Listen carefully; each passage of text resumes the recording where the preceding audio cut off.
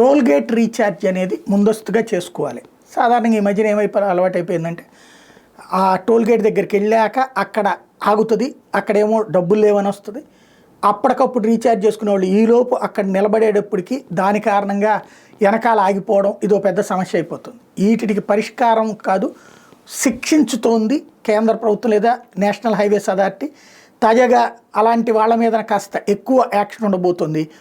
National payment corporation NPCI ఫాస్ట్యాగ్కి సంబంధించి కొత్త నిబంధనలు తీసుకొచ్చింది. ముఖ్యంగా బ్లాక్ లిస్ట్లో ఉన్న ఫాస్ట్యాగ్ వినియోగదారులకు కొత్తగా 70 నిమిషాల వ్యవధిని నిర్దేశించింది. నిర్దేశిత సమయంలో బ్లాక్ లిస్ట్లో నుంచి వైదొలగడంలో విఫలమైతే డబుల్ ఫీజు ఎదుర్కోవాల్సి ఉంటుంది. అంటే ఈజీగా అర్థమయ్యే భాషలో చెప్పాలంటే మన రీఛార్జ్ దాంట్లో డబ్బులు లేకపోతే అప్పుడు బ్లాక్ లిస్ట్ వస్తుంది. అప్పుడు ఇమీడియట్గా అవ్వదు, 70 నిమిషాలు మినిమం పడుతుంది. కొత్త నిబంధనలు ఫిబ్రవరి 15 నుంచి అమల్లోకి వస్తాయి. ఈ మేరకు జనవరి 28న ఒక సర్క్యులర్ జారీ చేశారు. ఫాస్ట్యాగ్లో తగిన బ్యాలెన్స్ లేకపోతే ఆ ఫాస్ట్యాగ్ బ్లాక్ లిస్ట్లోకి వెళ్ళిపోతుంది. టోల్ ప్లాజా రీడర్ దగ్గరికి చేరుకునే సమయానికి 60 నిమిషాల కంటే ఎక్కువసేపు ఫాస్ట్యాగ్ ఇన్యాక్టివ్లో ఉంటే కోడ్ 176 ఎర్రర్ని చూపి లావాదేవీని తిరస్కరిస్తారు.